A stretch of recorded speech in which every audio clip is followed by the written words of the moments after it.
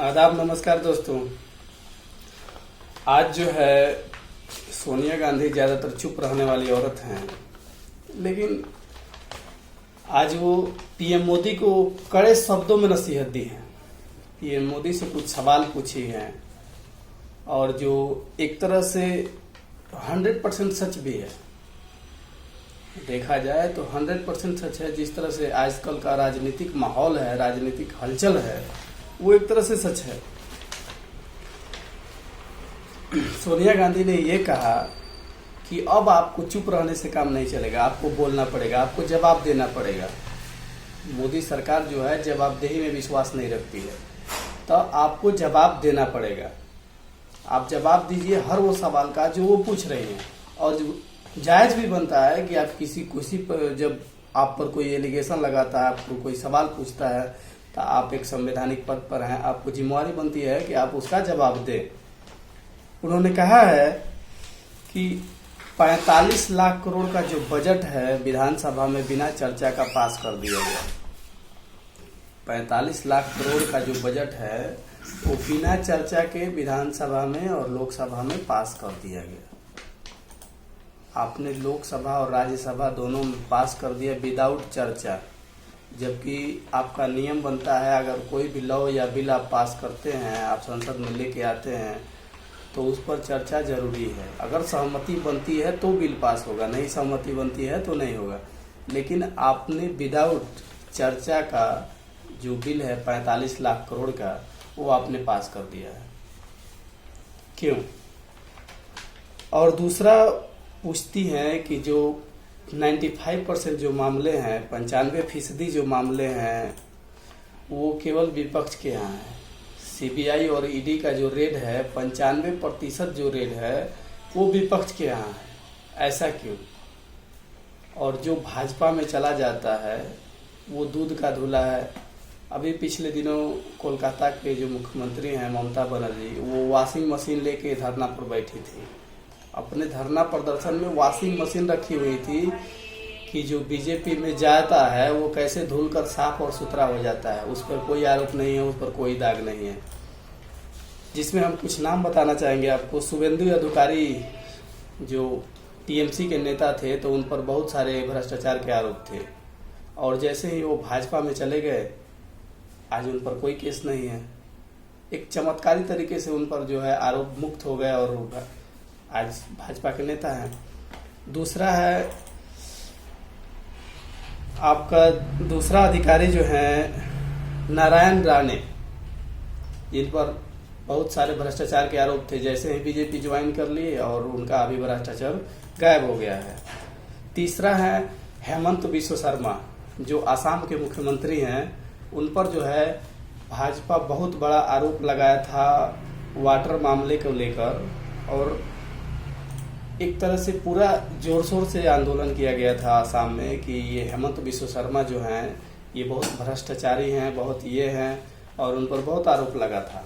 तब जाके उन्होंने बीजेपी ज्वाइन कर लिया, और आज जो बीजेपी के मुख्यमंत्री हैं हेमंत बिश्व शर्मा, जो आसाम के मुख्यमंत्री हैं, आज उन पर कोई भ्रष्टाचार का केस नहीं है। ऐसा क्यों? क्या विपक्ष के यहाँ ही सभी भ्रष्टाचारी हैं, और जो भ्रष्टाचारी आपके यहाँ आ गए वो भ्रष्टाचारी नहीं रहे। अब वो दूध के धुले हो गए हैं, गंगा से समझिए नहा के अपना पाप धो के निकले हैं। ठीक है। और दूसरा ये है कि आप जो हैं अभी सोशल मीडिया पर लगाम लगाने वाले हैं, सोशल मीडिया को लेकर नए कानून, आईटी कानून में बदलाव कर रहे हैं। तो ये एक तरह से जो है एकदम से मीडिया को कंट्रोल करने का काम है कि कोई भी हमारे खिलाफ नहीं बोले। जिसको आप पत्रकारों पर जो आप एफआईआर करते हैं या एनएसए लगाते हैं, आप न्याय की बात करते हैं, लेकिन जो तमिल के एक पत्रकार हैं सिद्दीकी कप्पन, जो 2 साल से लगभग 2 साल वो जेल में रखे गए, सिर्फ इसलिए कि वो एक रिपोर्टिंग करने के लिए गए थे। यूपी में ये रिपोर्टिंग करने लिए गए थे कि कैसे कांड हुआ और क्या हुआ। इस चीज का आरोप में आप उन पर यूएपीए लगा दिए, देशद्रोह का कानून लगा दिया, और वो 2 साल से जेल में है। आप जो है सीबीआई हो या ईडी हो, ये आरोप तो लगता ही है कि वो विपक्ष के यहाँ ज़्यादा कार्रवाई कर रही है। अभी कर्नाटका में जो इलेक्शन है उसमें आपका 40% का मुख्यमंत्री कहा जा रहा है, यानी कोई भी ठेका लेना हो सरकार को 40% का कमीशन दीजिए, आपका लोन पास हो जाएगा, आपको वो ठेका मिल जाएगा। एक तरह से 40% का ठप्पा लग गया है कर्नाटक सरकार पर। कर्नाटक में जो बीजेपी अभी जो अपना उम्मीदवारी का लिस्ट घोषित किया है, जो 10 मई को इलेक्शन होने वाले हैं, उसमें 52 नए चेहरों को जगह दिया गया है। क्यों? आपके जो भी विधायक हैं क्या वो काम के लायक नहीं है? वो 5 साल काम नहीं किए हैं कि आज उनका 52 लोगों का टिकट कट गया और 52 लोग नए कैंडिडेट हैं। तो साफ तौर पे देखा जा सकता है कि 40% का जो आरोप है कहीं ना कहीं सच साबित हो रहा है। आप अपने पूर्व डिप्टी सीएम को टिकट नहीं दिए हैं कि दोबारा आप इलेक्शन लड़िए। क्या इस लायक भी नहीं है डिप्टी सीएम? भ्रष्टाचार में इतना लिप्त हो गई है भाजपा कि 52 नए चेहरों को जगह दिया है। और दूसरा चीज वो ये बोल रही थी कि अब आपको चुप रहने से काम नहीं चलेगा, आपको देश में जवाब देना पड़ेगा। अभी पिछले दिनों चीफ जस्टिस ऑफ इंडिया जो DY चंद्रचूड़ हैं, उन्होंने कहा था कि सरकार का आलोचना करना या सरकार के विरोध करना ये देश विरोध नहीं है। मोदी का विरोध करना कोई देश विरोध नहीं है, इसलिए कि आपके गलत नीतियों पर कोई अगर आलोचना नहीं करता है तो आपके कमी को उजागर कौन करेगा? अब जो खामियां है अगर कोई बोलेगा ही नहीं तो पता कैसे चलेगा कि ये कौन किया है और क्या आपका सही है और क्या गलत है? तो जिस तरह से आरोप लग रहे हैं आप पर, और दूसरी बात हम ये करेंगे, जगदीप धनखड़ साहब की जो भारत के उपराष्ट्रपति हैं, उनका भाषा जो है एक तरह से राजनीतिक है, जबकि कोई भी जो आप जो राष्ट्रपति हैं या उपराष्ट्रपति हैं, आप किसी दल या किसी राजनीतिक पार्टी के हिस्सा नहीं हैं, आप स्वतंत्र हैं। लेकिन आप जिस तरह से घटना हो रहा है, जिस तरह से जगदीप धनखड़ बोल रहे हैं, उन्होंने एक ट्वीट करके बताया कि ट्वीट में ये लिखा कि कोई ऐसा समय हमको याद नहीं है, कोई ऐसा समय है जो विदेशी लोग आए हों इंडिया में और वो भी बोले हों कि हमारे देश में ये चीज़ या अपने देश की किसी भी चीज़ का बुराई किए हों। वो इस बात का जिक्र करके ट्वीट कर रहे थे और राहुल गांधी पे निशाना साध रहे थे। पिछले दिनों जब राहुल गांधी को कैम्ब्रिज यूनिवर्सिटी में बुलाया गया अपना भाषण देने के लिए, तो इस बारे में वो बोल रहे थे कि राहुल गांधी देश का अपमान किए हैं लंदन में जाकर, कैम्ब्रिज यूनिवर्सिटी में। तो और दूसरा ट्वीट ये करते हैं जगदीप धनखड़ साहब कि एक सिंपल सलाह है कि कोई भी जो लोग विदेश जाएं वो राजनीतिक चश्मे को भारत में छोड़ के जाएं। यानी वो सीधे सीधे तंज कस रहे हैं राहुल गांधी पर कि आप जो विदेश में कहे हैं वो गलत है। लेकिन उसके जवाब में कांग्रेस के जो श्रीनिवास बीबी हैं वो बोल रहे हैं कि जगदीप धनखड़ साहब आप जो बोल रहे हैं, क्या आप खुद प्रधानमंत्री मोदी से मिलकर ये सलाह उनको नहीं दे सकते थे? उनके एक पुराने भाषण को वायरल किया जा रहा है और वीडियो दिखाया गया कि जब नरेंद्र मोदी शायद चाइना या आउट ऑफ कंट्री कहीं गए थे, जो एक वीडियो क्लिप वायरल हो रहा है जिसमें वो बोल रहे हैं कि हमारे देश में पहले ये लोग बोलते थे कि कहाँ पैदा हो गया मैं, मेरा भाग्य खराब था जो हिंदुस्तान में पैदा हो गया। ये कितना बड़ा अपमान और शर्म का बात है जब प्रधानमंत्री खुद बोलते हैं कि हम चाय बेच रहे थे एक जमाने में, आज पीएम पद पर हैं तो वो संवैधानिक पद और संविधान की बदौलत है। और इस पद पे जाने के बाद वो विदेश में जाके ये बोलते हैं कि लोग ये बोलते थे कि हम कहाँ पैदा हो गए, हमारा भाग्य खराब था कि हम हिंदुस्तान में पैदा हो गए। ये भारत को छवि को कितना बड़ा नुकसान पहुंचा रहा है। और आप जगदीप धनखड़ साहब ये सोच सकते हैं कि ये भारत का कितना बड़ा नुकसान है, जो खुद प्रधानमंत्री बोल रहा है कि हमारा नसीब खराब था कि हम हिंदुस्तान में पैदा हो गए। ये बेहद शर्म और आलोचना की बात है। अगर इस पर कोई आलोचना करे तो आप उस पर FIR करें, आप उस पर UAPA लगाएं, तो ये गलत बात है। आप न्यायपालिका की बात करते हैं, लेकिन आपके कानून मंत्री जो हैं खुद न्यायपालिका को धमका रहे हैं कि कुछ जज जो हैं एंटी नेशनल गैंग का हिस्सा है। क्या मतलब है इसका? उस पर कानूनी कार्रवाई हो सकती है। ये आपके कानून मंत्री किरण रिजिजू का बयान है। तो आप जजों के बारे में इस तरह का बयान देते हैं।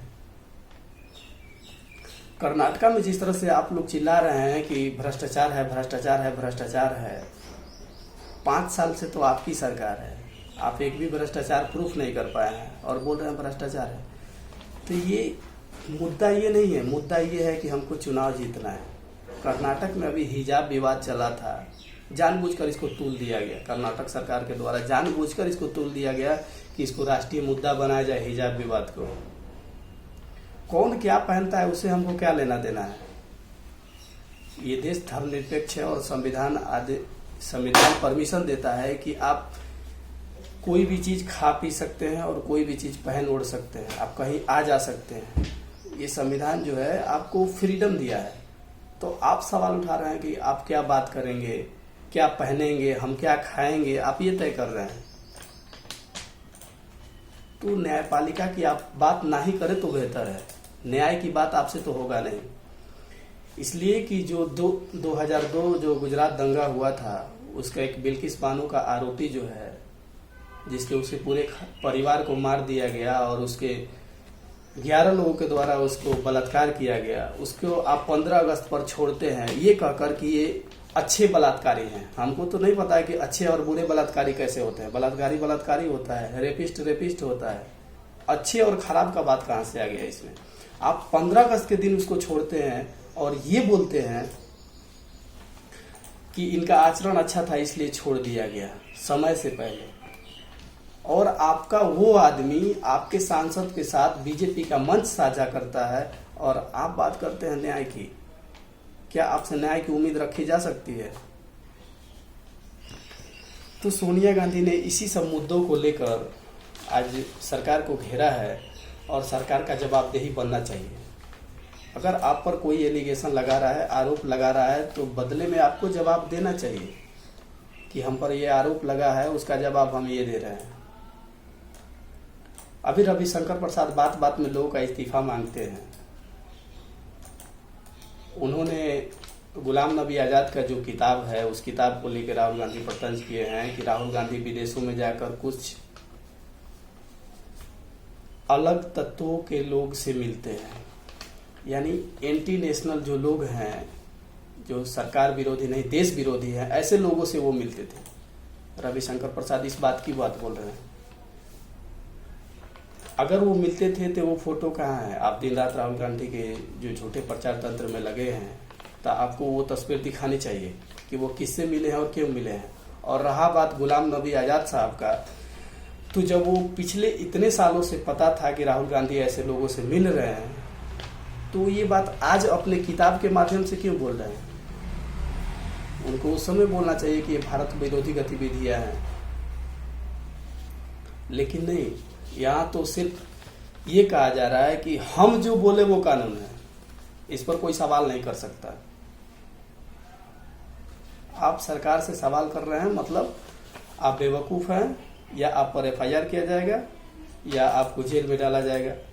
इस तरह का कानून चल रहा है कि हम जो बोले वो सर्वश्रेष्ठ है। क्या मतलब है इसका सर्वश्रेष्ठ है?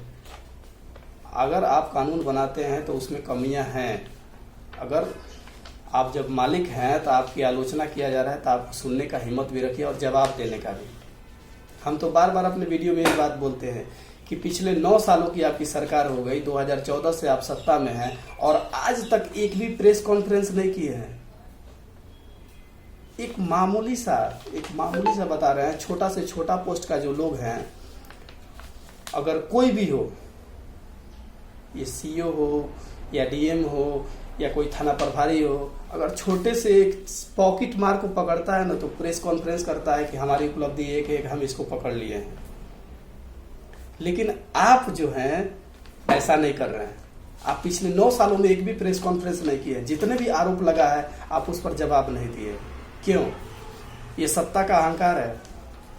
ये आप याद रखिए। चुनाव इसीलिए होता है, लोकतंत्र में 5 साल का नियम इसीलिए बनाया गया कि अगर कोई नेता आपकी बात नहीं सुन रहा है तो अगले साल वो चुनकर नहीं आ सकता है।